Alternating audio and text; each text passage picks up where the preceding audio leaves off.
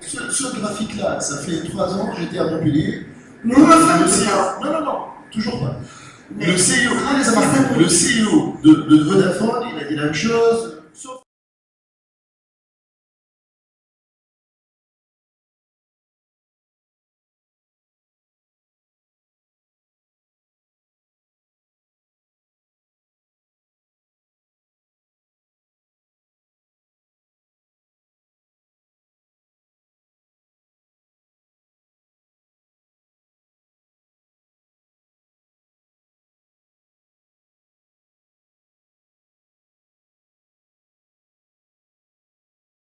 je reviens. En fait, pourquoi j'ai pris l'exemple de l'AST? Parce qu'aujourd'hui, l'opérateur va se dire, est-ce que je ressemble plus à l'AST, à ce qu'on appelle utilities, je fournis l'électricité, et si vous demandez triphase, je vous installe un compteur triphase. Il ne faut pas que le compteur s'arrête. Je vous demande, je vous fournis un compteur triphase et je facture triphase. Et ce qu'a fait le CEO de Swisscom, il a dit, voilà, si le client final, j'ai plus de demandes, eh ben, il faut facturer plus. Et je pense, en fait, les opérateurs, en fait, je suis en train de répéter ce qu'a dit le CEO de Swisscom. Aujourd'hui, ce n'est pas normal, par exemple, aujourd'hui en Tunisie, moi, j'ai une tablette et je suis prêt à payer 50 dinars par mois. Je paie, je pense, 25 dinars par mois. Mais je suis prêt à payer plus si vous vous garantissez un débit, par exemple, de ne serait-ce que 5 mégabits par seconde. Mais aujourd'hui, il faut le reconnaître, tous les opérateurs mobiles, et dans le monde, je ne parle pas ni de Télécom, ni d'Orange, ni de Vodafone, ils se sont trompés. Ils ont dit, voilà, on va donner, et surtout avec le minimum, le limité, et sans garantie. Alors qu'aujourd'hui, il y a un moyen de se différencier. D'ailleurs, Swisscom a lancé des offres différenciées. C'est comme dans la DSL, en fait. Ce n'est pas normal que tout le monde... Aujourd'hui, je sais qu'il y a des clients qui consomment 1 Tbps avec la DSL. Qui consomment 1 Tbps. Ils paient la même chose que moi. Moi, je consomme de temps en temps, j'ai la DSL chez moi, etc. Et je pense qu'il faut le reconnaître. Tout provient de là. Il y a quelqu'un qui consomme 1 Tbps, qu'il va falloir brider, etc. Et il paie la même chose que moi. D'où ce découplage. Il provient du business model au départ, il faut le reconnaître. Tout le monde, c'est pas uniquement en Tunisie. On s'est trompé, en fait. D'où ce découplage. Donc, il a fallu très tôt changer de business model, se ressembler à un business model peut-être comme la DSL, etc. Mais dès le départ, on a dit, voilà, on donne limité, c'est le best effort, Or, on s'est trompé de business model. Et ça, c'est tous les opérateurs dans le monde. D'où maintenant, en fait, on dit quoi? Les opérateurs ne disent pas, on s'est trompé. Non, on dit, oui, il y a une décorrélation entre le besoin en trafic et nos revenus. Juste un petit commentaire, aujourd'hui, sur le marché, il y a une offre 42 mégas à 35 dinars. L'offre 21 mégas est à 25 dinars. D'accord? Il y a très peu de gens qui achètent le 42 mégas à 35. Alors que le 42 mégas, bien sûr, il donne le 5 mégas que vous avez mentionné, il le donne. Donc ça veut dire quoi? Ça veut dire que les gens estiment que, même les gens qui ont les moyens, estiment que pour 10 dinars de plus, ils n'ont pas la valeur qu'ils attendent. C'est-à-dire qu'ils n'ont pas avoir le 5 mégas, c'est pas forcément ce qu'ils veulent. Ils sont contents avec leur 1 méga ou 2 mégas. D'accord? C'est ça qui est l'enseignement. Donc ça ne nous a pas encouragé à différencier plus. Bon, maintenant, la différenciation est un point important dans le domaine de l'OTT, Content Provider. Demain, les opérateurs vont investir des centaines de milliards pour construire un réseau de high quality, des autoroutes encore plus rapides, information, et donc prépare le terrain pour tous ces OTT. Je ne parle pas des petits éditeurs ou des développeurs, etc. Je parle des grands OTT qui vont bien sûr profiter de façon globale. Donc, demain, les OTT qui coopèrent ou font du revenue sharing avec les opérateurs ne seront pas forcément traités de la même façon que les OTT qui traversent le réseau sans vraiment payer des droits d'usage au réseau. Donc, forcément, le modèle économique des opérateurs va évoluer vers un revenu sharing avec les grands OTT players Je parle au niveau global. Donc, toute l'industrie va évoluer dans ce sens. Donc, cela veut dire que demain, si je regarde la télé, il faut, sur du câble, il faut que l'opérateur télé partage le revenu avec la STEC. En fait, ça, c'est une évolution possible à laquelle je n'adhère pas, parce que je pense que Google, par exemple, dans un État des États-Unis, il a lancé son propre réseau. Pourquoi? Parce que l'opérateur n'était pas capable. Juste pour répondre, la télévision ne partage pas avec la STEC. Aujourd'hui, elle paye des droits de passage à l'ONT, au broadcaster. Ton exemple n'est pas approprié. Aujourd'hui, la télévision partage avec le broadcaster. Demain, les opérateurs clairs, Une seule télé. doivent partager une partie de leur revenu pour l'usage différencié, pas le best offer. C'est-à-dire pour avoir des premiums, pour pouvoir passer à Netflix, par exemple, demain, s'il est en Tunisie, pour pouvoir passer ces films de façon de qualité, il doit payer une partie à l'opérateur pour pouvoir assurer un service de qualité. Il y aura un service best effort, mais qui ne sera pas de la même façon perçu par les clients. Voilà. Ok, donc je passe la parole à Anis. Voilà, revenons en contexte tunisien. C'est vrai que ce qui se passe en Europe, la migration vers la LTE aussi, et les modèles se construisent sur la base, comme vous avez dit, Madame Alim, d'éléments économiques relatifs du marché et de l'opérateur. Aujourd'hui, en France, on passe à la LTE alors que pratiquement, j'ai vu ça sur une étude, que 60% des salariés utilisent à 3/4 de leur temps des applications mobiles, donc dans le cadre de leur travail. Est-ce qu'on est dans ce contexte-là? En revanche, aussi, par rapport aux applications, je dirais, on parle des OTT, je ne sais pas si les OTT ont une place aussi facile en Tunisie qu'ils l'ont en Europe.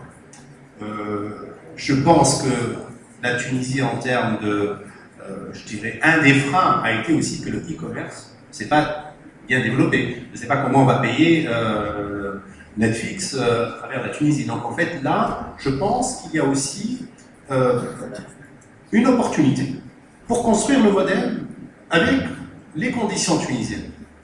Et qui vraiment sera la locomotive? Est-ce que ça sera l'opérateur?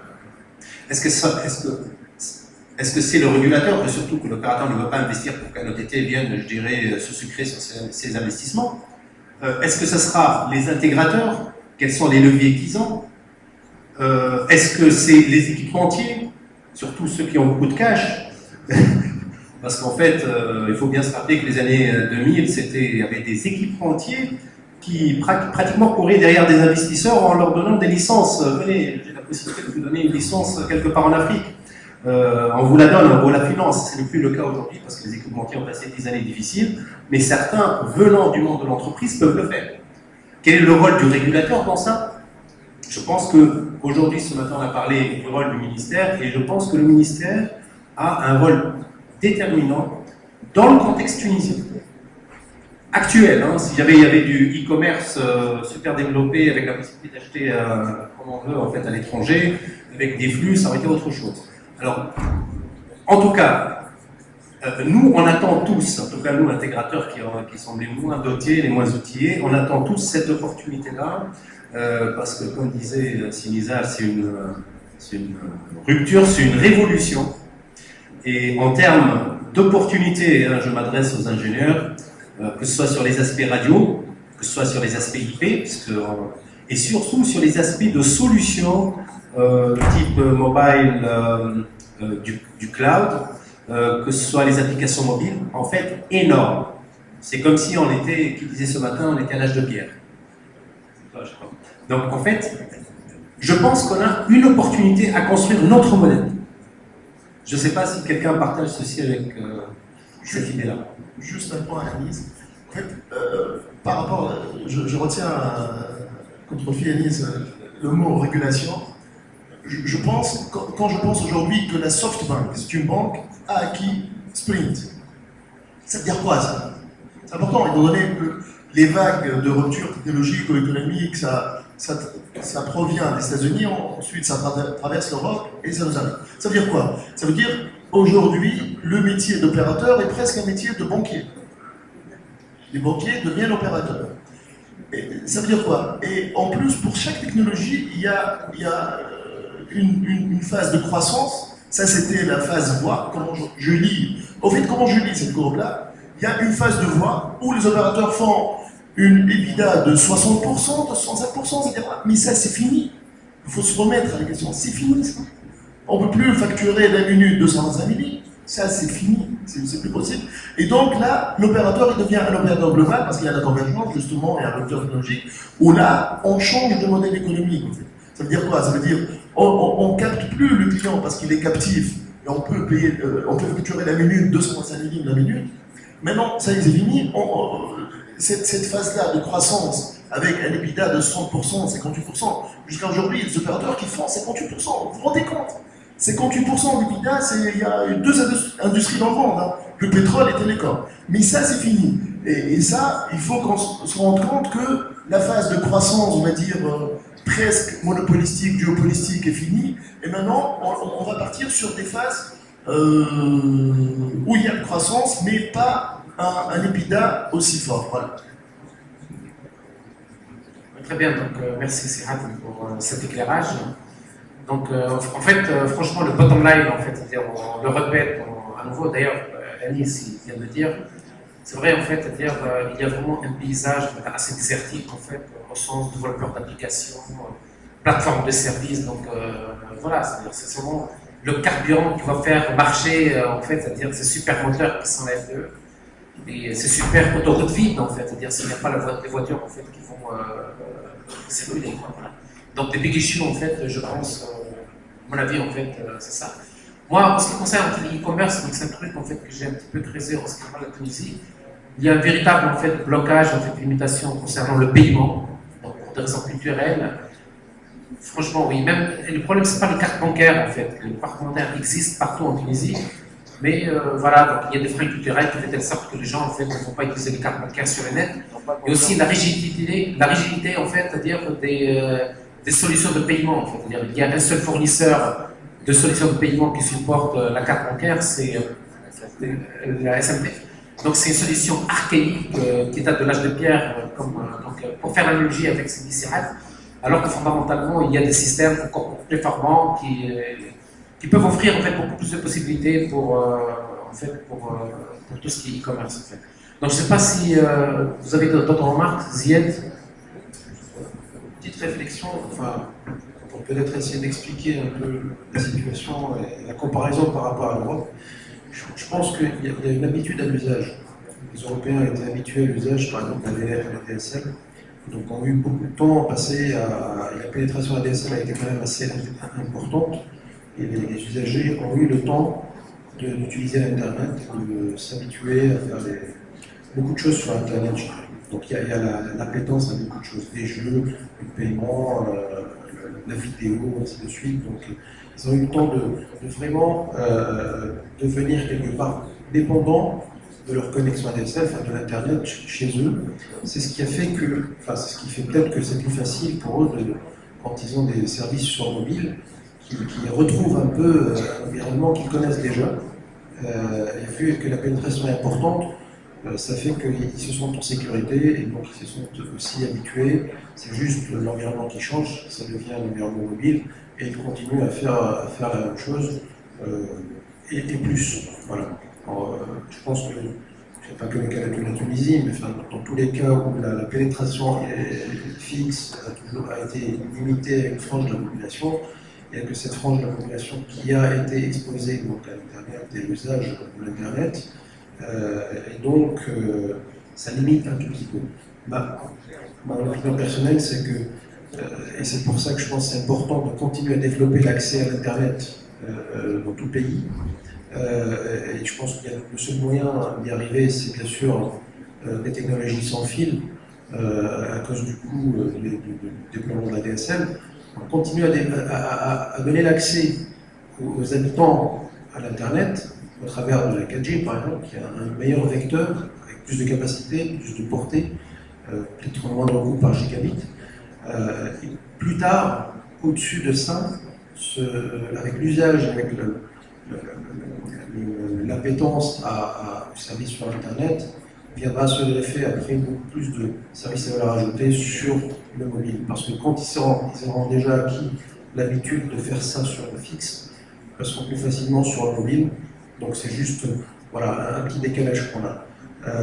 Pour cela, je pense qu'il faut, voilà, on revient à l'idée qu'il est très urgent et important, je pense, pour le pays d'avoir la pénétration de l'Internet dans les maisons aussi rapidement que possible pour développer ce genre d'appétit vers les services. Pour ma part, Siad, je te rejoins dans l'idée que le M-Payment constitue aujourd'hui un obstacle, M-Payment ou e-Payment constitue aujourd'hui un obstacle important pour le développement du contenu des applications dans notre pays, à la fois en local et pour le marché international. Parce qu'il ne faut pas oublier que notre marché est petit. Et que pour que des sociétés ou des éditeurs se développent, il faut qu'il ait accès au marché international et qu'ils doivent se faire payer et payer de façon fluide à l'international. Ce qui malheureusement n'est pas le cas aujourd'hui. Donc c'est un sujet qui est d'actualité au niveau de notre ministère, on est très conscient par rapport à ça. Et on essaie de pousser le sujet. Malheureusement, il n'y a pas la même disposition de notre côté des finances, mais je pense que ça va finir. En tout cas, les opérateurs vont lobbyer pour que cette question-là s'ouvre et se modernise et se rénove pour que cette soit démocratisée et qu'elle permette effectivement à l'e-commerce, à l'e-commerce et à la content en général de se développer dans notre pays. Tout à fait. En fait, pour le cas de la Tunisie, je pense que le M-Payment, c'est une belle carte à jouer pour les opérateurs, comme un levier de croissance pour rattraper en fait les revenus un petit peu en perdition. Pas seulement pour les opérateurs, mais essentiellement pour le développement du contenu dans notre pays. Tout à fait. Et le deuxième point, pour répondre à Alice, effectivement, je suis d'accord avec toi, Alice, le développement du contenu sera essentiellement local, et nous serons capables de développer ce secteur-là de façon de construire notre propre expérience, parce que je crois que le contenu à terme sera consommé de façon très localisée, et on le voit même à travers les médias sur Internet, les sites, les journaux électroniques, etc. Au début, les gens sont allés chercher Le Monde, Le Figaro, etc. Et maintenant, ils lisent essentiellement les journaux électroniques tunisiens. On le voit sur Facebook, les gens regardent sur Facebook le contenu local, c'est ce qui est écrit par leurs amis, par leur famille, etc. essentiellement. Et de plus en plus, je pense que 80 à 90% de la consommation du contenu à terme sera local. D'accord ? Donc, charge-nous, bien sûr, à ce que ce contenu local soit en Tunisie, mais pas ailleurs, parce que le contenu local existe aujourd'hui, il est dans des serveurs de Facebook à l'étranger. Pas ici. Donc là, on va conclure. Donc, je donne la parole à Madame Reed si elle a quelque chose à compléter.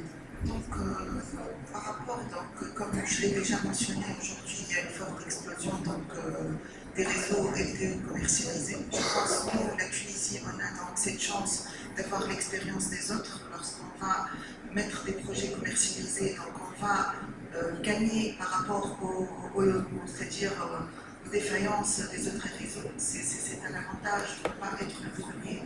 Et je pense que c'est le lancement de l'LTE. Il faut l'implication aussi bien de toute la chaîne, l'opérateur, l'équipe entière, l'intégrateur et le content provider. Et en particulier, je parle d'équipe entière aujourd'hui. Ils peuvent offrir, donc aujourd'hui, pouvoir offrir de nouveaux services rapidement. Aujourd'hui, le marché, c'est-à-dire un lancement rapide est très important et en plus le coût déterminant aujourd'hui, si on va utiliser la mobilité sur le terminal, est très important. Donc il faut vraiment que tout le monde soit conscient que pour pouvoir réussir, c'est un travail de tout le monde. Merci. Très bien. Anis, tu peux conclure? Merci Ad. Je dis qu'on a une grande opportunité, avec tout ce qui a été dit, une opportunité extraordinaire de voir notre marché des télécoms exploser avec énormément d'opportunités technologiques, d'emploi, côté contenu, côté technologique pour les technologies IP, technologies radio. Et en compte, en fait, sur les opérateurs, c'est eux qui vont en fait nous rassembler, Madame Aline, autour du régulateur, autour des équipementiers, pour sortir notre modèle et le réussir. Merci beaucoup Anis et merci à tout le monde, Madame Rim, Nizar, Sizied, Sianis, Sihad.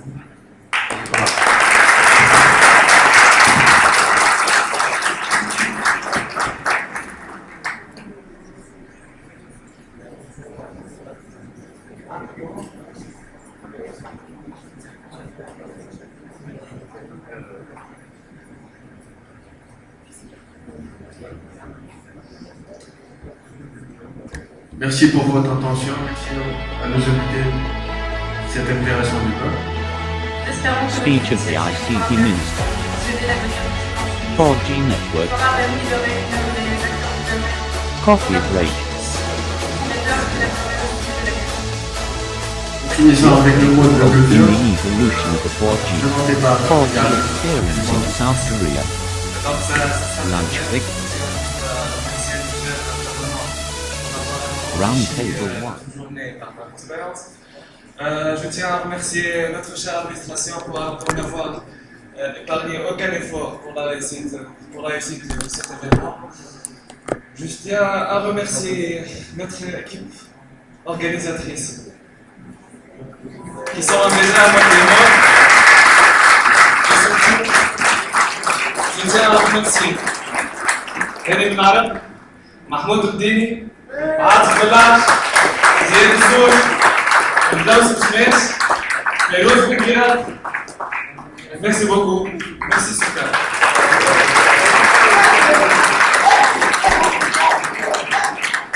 مهدي فقيه سورتو désolé